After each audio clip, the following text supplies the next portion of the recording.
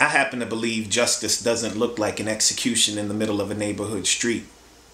And it doesn't sound like an attempt to justify that execution by trying and convicting that young man of his own murder.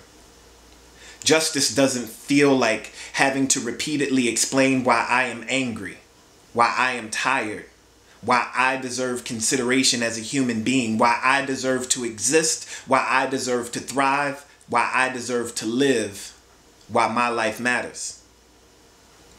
Justice doesn't sound like you and everyone who is upset right now are overreacting, because justice isn't dictated by what a court says or what the court does. If that was the case, the resistance to slave laws and black codes and being relegated to the backs of buses and segregated lunch counters wouldn't have amounted to much more than just complaining.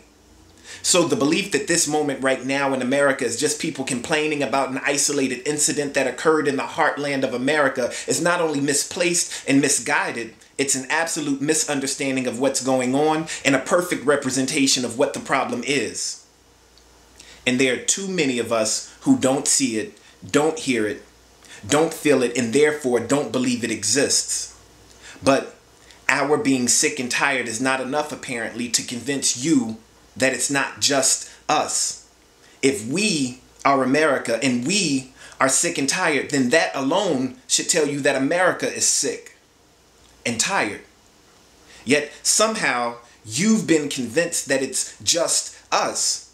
But you can't convince me that this is justice. Just a year ago, we sat and watched the familiar scene of a public lynching excused by a jury of peers. What appears to be a familiar sentiment in America is that black boys equal danger. Black bodies are disposable. Black life doesn't matter. And whatever you do to any of us doesn't matter, because at the end of the day, it's just us. And just because he was going to college on Monday, or she was intoxicated, or he had marijuana in his system, or never had any trouble with the law, or was holding a toy gun, or sold loose cigarettes, or is a PhD student, it doesn't matter. We are black. And you've showed us our lives, whatever they may consist of, don't matter. And after a while, some of us may even try to convince ourselves that we know better and we do better, so we are better. And let that give us the gumption to talk down on those who express that rage and anger in ways that make us hang our heads in shame and say the same kinds of things about us that have been said over and over. That's not justice. That's not us at all. And to them, I say this. Sometimes it's easy to see what we're supposed to see when we look back. It's in the moment when it's most difficult. We're too close to it now to know it for what it is.